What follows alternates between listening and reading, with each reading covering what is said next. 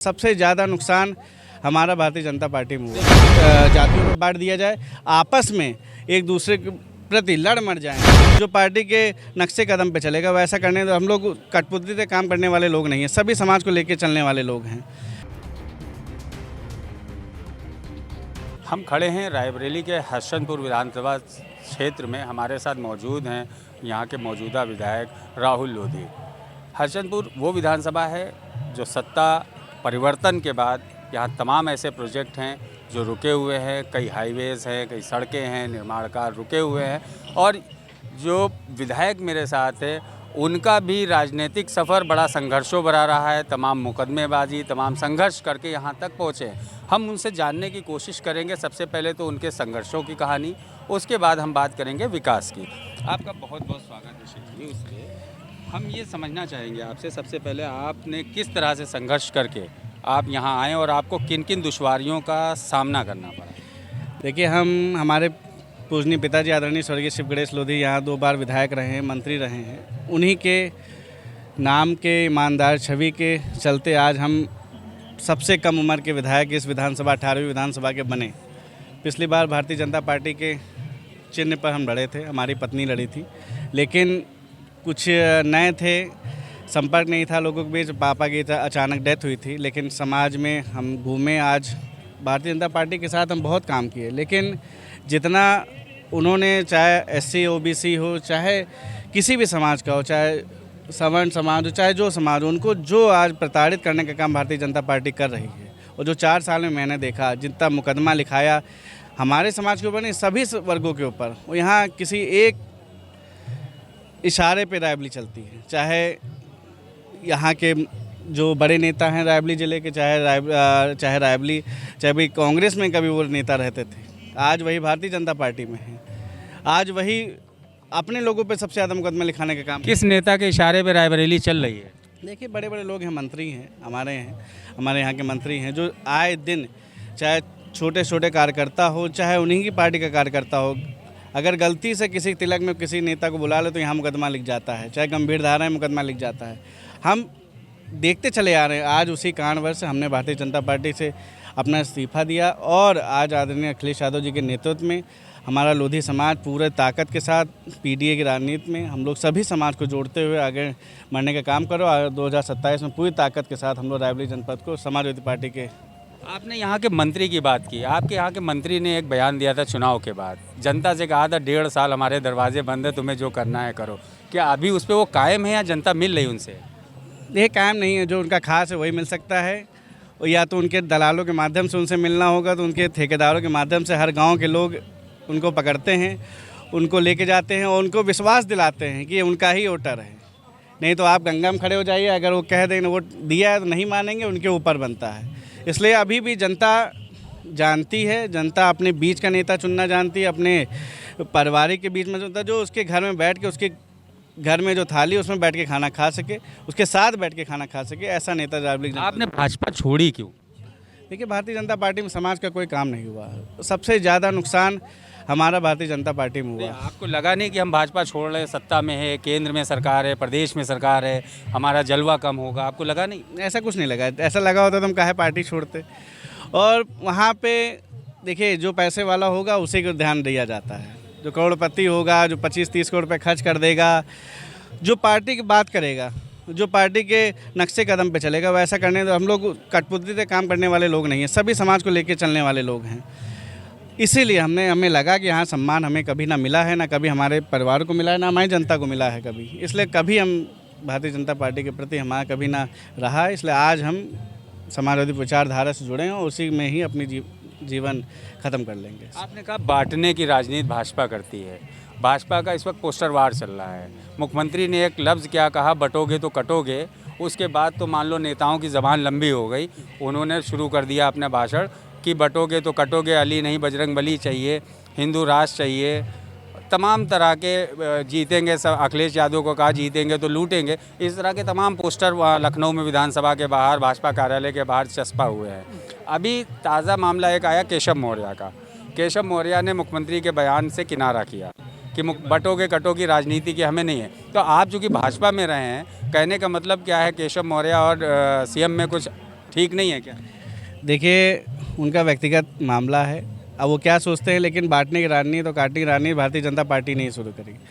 जो आज करती चली आएगी, सभी लोग, हम लोग हिंदू मुस्लिम सिख ईसाई सब लोग एकजुट एक समान में रहते थे। चाहे त्यौहार हो, चाहे कोई भी कार्यक्रम होता था, सब लोग मिलजुल के अपना काम करते थे। कभी ऐसी राजनीति नहीं रही। लेकिन वहाँ उनके पास कोई चारा नहीं बचा है, उनके पास कोई फ्यूचर नहीं बचा, ना भविष्य के लिए बचा, ना युवाओं के लिए बचा, ना महिलाओं के लिए बचा।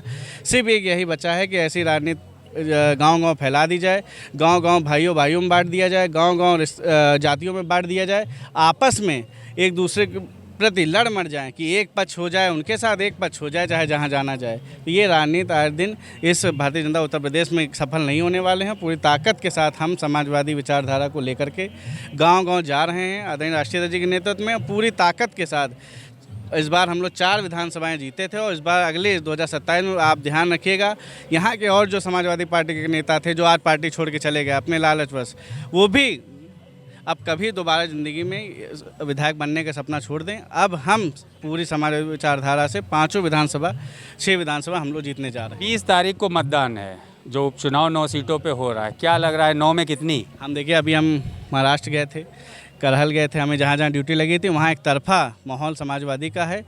प्रशासन के माध्यम से पूरा दबाव बनाने का काम कर रहे हैं, वोटरों को लुभाने डरा धमका रहे हैं, लेकिन ऐसे शासन प्रशासन से नहीं डरने वाली है जनता। समाजवादी पूरी ताकत के साथ लगेंगे और गांव-गांव जाकर के एक वोटरों को निकाल करके समाजवादी के पक्ष में वोट डालने का काम करेंगे। पूरी ताकत के साथ 9 की 9 सीटें हम लोग जीतने जा रहे हैं। रायबरेली एक ऐतिहासिक ज़िला है। यहाँ से चाहे राणा बेणी माधो रहे हों, चाहे और क्रांतिकारी रहे हों, सत्याग्रह आंदोलन शुरू करने वाला ही रायबरेली ज़िला था। उत्तर प्रदेश का सबसे पहला ज़िला है जिसने नमक सत्याग्रह में शुरुआत की थी। ऐसे में रायबरेली एक क्रांतिकारियों की धरती रही है और इस वक्त मौजूदा दौर में रायबरेली विपक्ष में है, ऐसे कहेंगे, क्योंकि राहुल गांधी यहाँ से सांसद हैं। आपको क्या लगता है, आपके यहाँ पे विकास कार्यों में रुकावटें आ रही हैं, रोकी जा रही हैं, क्योंकि मुख्य धारा के मुख्य विपक्षी दल के नेता हैं? देखिए, रायबरेली की जनता ने कभी गुंडे माफियाओं को पसंद नहीं किया, कभी भी नहीं पसंद किया। वो नॉर्मल नेता हमेशा साथ बैठ के बात कर सके, उसके अपने सपनों के साथ, उसके भविष्य के साथ बात कर सके, ये ऐसा जनता चुनी है। यहाँ बहुत से लोग हैं, पैसे वाले हैं, जो लोगों को खिला पिला करके, नुकसान पहुँचा करके, मुकदमे लिखा करके डरा दूंगा वोट लेना चाहते हैं। लेकिन जनता कभी यहाँ पे, अभी 2024 में चुनाव आदरणीय राहुल गांधी जी का, हम पूरी ताकत के साथ गठबंधन के साथ चुनाव लड़े, पूरी ताकत लगा दी उन्होंने। लेकिन रायबरेली की जनता ने ये विश्वास दिलाया कि यहाँ पे कभी गुंडे माफियाओं को आगे नहीं बढ़ा जाएगा। जो आज जो रुकावटें हैं, सरकार नहीं है हमारी, और ये चाहते हैं कि चाहे समाजवादी का विधायक हो, चाहे कांग्रेस के कार्यकर्ता हों, चाहे कांग्रेस और भी सब पार्टियों के लोग हों, वो काम ना करा पाएँ। जैसे अब मैं अभी दिशा बैठक थी हमारे यहाँ, आदरणीय राहुल गांधी जी आए थे, सभी का विधायक गण थे और सभी नेता गण थे यहाँ पर। वहाँ पे एक बात निकल आई कि कई ऐसे गाँव के रोडें हैं रायबरेली जनपद की जो जिला पंचायत के माध्यम से, कहीं 110 रोडें हमारी विधानसभा के, कहीं 111 रोडें हैं, कहीं बचनावा में ऊंचाहार, चाहे सदर विधायक, वहाँ जब बात उठी तो जब तक जिला पंचायत अगर अपने बीच का यहाँ की जनता नहीं बनाएगी, उनके बीच का, क्योंकि बड़ा पद होता है, बड़ा बजट आता है जिला पंचायत अध्यक्ष का, तो वहाँ पे गांव की ऐसी गांव-गांव की रोडें जहाँ हम काम करना चाहते हैं, बहुत ज़्यादा पैसा नहीं मिलता। 5 करोड़ में जीएसटी भी लगी होती है। जनता को मैं बताना चाहूँगा, 18% जीएसटी, 90 लाख रुपए सरकार वापस ले लेती है। हम लोगों ने कई बार विधानसभा में प्रश्न उठाया कि जीएसटी तो हटा ही दी जाए। अब नल भी बंद हो गए, क्योंकि गांव-गांव जल जीवन मिशन के अंतर्गत पानी टंकियाँ लग रही हैं, अब नल भी नहीं लग सकते हैं। हमारे पिताजी 2007 में विधायक थे, बहुत नल लगवाए, तब नल की कीमत 22,000 रुपये की थी।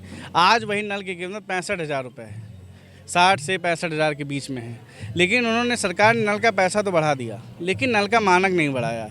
पहले पानी 100 फुट पे मिल जाता था, आज 200, 250, 300 फुट पे भी पानी नहीं मिल रहा है। स्थितियाँ बहुत दयनीय स्थिति है। इतनी महंगाई हो चुकी है, चरम सीमा पे लोग दर दर भटक रहे हैं, नौकरी नहीं मिल पा रही है। आप यहाँ पे काम कौन कौन से रुके हुए हैं? ऐसा है जो एक, चूँकि विपक्षी दल का ये ज़िला कहा जाएगा और सत्ता में दूसरे लोग हैं, तो काम के निर्माण कार्य में कौन कौन सी रुकावट आई? लालगंज का हाईवे, एक पुल बन रहा है, वो काफ़ी सालों से रुका पड़ा है। यहाँ सरकार चाहे तो 2 मिनट लगे। अभी उस दिन पिछले चुनाव में 24 चुनाव नितिन गडकरी जी आए थे, आश्वासन दे के गए थे, बड़े मंच पे उन्होंने कहा था कि हम बनवा देंगे, लेकिन बस वही है, सपने दिखाने का काम भारतीय जनता पार्टी करती है। और कई ऐसे पुल हैं, कई ऐसे रास्ते हैं, कई ऐसे काम हैं जिसमें हम सब, रायबरेली की जनता त्राहिमाम मचा है। और पूरे हम चाहते हैं रायबरेली की जनता से, आप लोग सभी लोग इस भारतीय जनता पार्टी के एक एक कार्यकर्ताओं कि जो आज हम लोगों के ऊपर मुकदमा लिखाने का काम करता है और सबको परेशान कर, इनको सब निकाल फेंकने का काम करें। हम सब जो रुके हुए काम है आदरणीय अखिलेश यादव जी के नेतृत्व में कराने का काम करेंगे और कभी इस तरह का जो बुलडोजर की नीति है, मुकदमों की नीति है, शिक्षा जो ख़त्म कर दी जा रही है, महिलाओं के ऊपर उत्पीड़न हो रहा है, ये सब हम लोग आदरणीय राष्ट्रीय अध्यक्ष जी के नेतृत्व। आपने बुलडोज़र नीति की बात की, बुलडोज़र पे तो सुप्रीम कोर्ट ने अब रोक लगा दी। बढ़िया किया है ना बुलडोजर, जो हम जिससे उम्मीद रखते हैं कि आज कानून की आंख भी खुल गई, पट्टी भी खुल चुकी है। उन्होंने देखा कि आज जो आदमी ज़बरदस्ती बिना जांच किए, बिना पड़ताल किए अधिकारियों को खुलेआम ताकत दे दी है कि जाओ तुम बस घर गिरवा जाओ करके, चाहे उसकी कोई गलती हो, बिना जांच किए आप बुलडोजर चला दे रहे हैं। तो ये ताकत संविधान की है, बाबा साहब भीमराव अम्बेडकर की है कि पहले राजा रानी के पेट से पैदा होता था, आज राजा बटन से पैदा होता है। ये जो नीति थी, पहले राजा रानी के पेट, पहले अंधा हुआ, बहरा हुआ, गूंगा हुआ, आज राजा बटन से पैदा होता है। तो वोट की ताकत की वजह से, बाबा साहब के संविधान की ताकत है। तो उस संविधान की ताकत की वजह से ऐसे जो सोच प्रवृत्ति रखते हैं आदरणीय मुख्यमंत्री जी, वो सुप्रीम कोर्ट ने समझा और हम लोग के लिए एक अच्छा बुलडोजर जो ख़त्म करने का काम किया, उसके लिए हम लोग। आपको लगता है बुलडोज़र एक्शन पूरी तरह ख़त्म हो पाएगा? पूरी उम्मीद है, कहाँ नहीं, सुप्रीम कोर्ट के आगे कहाँ चले जाएंगे ये लोग, कहाँ उनके आगे, कहाँ जो सोचते हैं कि वो नीति ख़त्म कर देंगे। अब ऐसा कुछ नहीं होने वाला है और कभी ना कभी हम सब इन सबको हटाने का काम आपने करें। बटन से राजा बनने की बात की, बटन पे तो आप लोग भरोसा नहीं करते, आप कहते हैं ईवीएम हैक हो जाती है। देखिए, मैंने क्या बताया, हम जनता जो आज आपको खरीद लेगा, कल वही आपको आदमी बेच लेगा। हमारी पब्लिक अगर दारू में, मुर्गा में, सब लालच प्रलोभन में चली जाएगी तो कभी हम सब अपने बीच की बात ऐसे नेताओं, जो आदमी हम सब के बीच में इतने लाखों करोड़ रुपए खर्च करेगा तो क्या विकास करेगा, वो तो अपना पहले विकास करता है। हम चाहे हम हो, चाहे हमारा परिवार हो, चाहे समाजवादी कार्यकर्ता हो, कभी किसी पैसे में, लालच में कभी नहीं गए। दबाव में आकर के आप कुछ भी करो, लेकिन वोट देते वक्त हम सब अकेले होते हैं वहाँ पर, अपनी मानसिक, अपने परिवार के लिए, अपने भविष्य के लिए हम सब काम करने का काम। आप सपा में हैं, यहाँ पे अभी दिशा की बैठक हुई, दिशा की बैठक में राहुल गांधी काफ़ी नाराज़ हुए थे जिलाधिकारी से। उनका कुछ नंबरों को उन्होंने कहा था कि हमने ये नंबर जारी किए हैं और नंबर मिलाया तो नहीं लगे थे। तो उस स्थिति में कुछ सुधार आया है कि राहुल गांधी के जाने के बाद में? मुझे नहीं लगता है, क्योंकि सरकार चाहती नहीं है कि राहुल गांधी जी के जो काम हैं वो करना चाहते हैं, समाज में अपने काम जो समाज में फैलाना चाहते हैं, ज़रूरी काम है और सही बात है। आप उन्होंने हम लोग के सामने, डीएम मैम के सामने जो नंबर बताया, उन्होंने कॉल किया, कोई उठाया नहीं। जब अभी ये हाल है तो आगे फ्यूचर में अगर कोई किसी के साथ गलत व्यवहार हो जाए, कुछ हो जाए, तो कहाँ फ़ोन नंबर जाएगा, कौन बैठा है वहाँ पर। बस एक इंडिकेशन दे दिया गया है, एक तरीका बना दिया है कि आप इस पर फ़ोन मिला दीजिए, ये हो जाएगा, वो हो जाएगा, लेकिन कोई सुनता नहीं है। सुनेगा कैसे भाई? जो गलत होगा उसको छोड़ दिया जाएगा, जो सही होगा, जिसके प्रताड़ित हुआ, वो बेचारे को फर्जी मुकदमा लिखा के उसको जेल में डाल देते। आपकी राहुल गांधी से बात हो पाती है कभी? आप अपनी बात कह पाते हैं कोई काम को लेकर? जब आते हैं हम लोग प्रयास करते हैं, और जो काम होते हैं हम लोग भी बात करके मिलजुल के काम कराने का काम करते हैं। कभी कोई ऐसा काम राहुल गांधी ने जो आपने कहा उन्होंने? अभी शुरुआत है, धीरे धीरे हम लोग मेहनत करके, हम लोग भी देखिए नए हैं, युवा है, प्रयास करते हैं। जनता व्यक्तिगत जुड़ना चाहती है, डायरेक्ट जुड़ना चाहती है, माध्यम नहीं जुड़ना चाहती। इस तरह के हम चाहते हैं और आदरणीय राहुल गांधी जी भी हम लोग के बीच में हमेशा रहे हैं। और कभी देखिए, हमने बताया कि गलत नेता अगर विधानसभा हो या संसद में पहुंच जाए तो वो तो आपके खूंटा के विवाद में, नाली के विवाद में, भाई भाई के विवाद में ज़रूर पड़ेगा।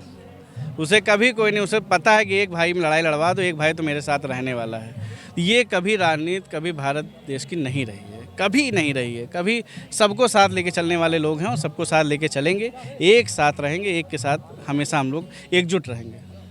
बिल्कुल। तो ये थे क्षेत्रीय विधायक राहुल लोधी, जिन्होंने तमाम मुद्दों पे खुल के बात अपनी रखी, राहुल गांधी पे लेके सरकार को तमाम मुद्दों पे घेरा, तमाम कमियां बताई, कौन कौन से कामों में, कौन कौन से निर्माण कार्यों में रुकावट आ रही है, शासन सत्ता से किस चीज़ का सहयोग नहीं मिल पा रहा है। तमाम चीज़ों को कहने के बाद बहरहाल इनको उम्मीद है कि हम युवा हैं और जनता हमारे साथ खड़ी रहेगी। 2027 में रायबरेली की सभी सीटों पर ये जीत हासिल करेंगे। सैयद आकिल, श्री न्यूज़, रायबरेली।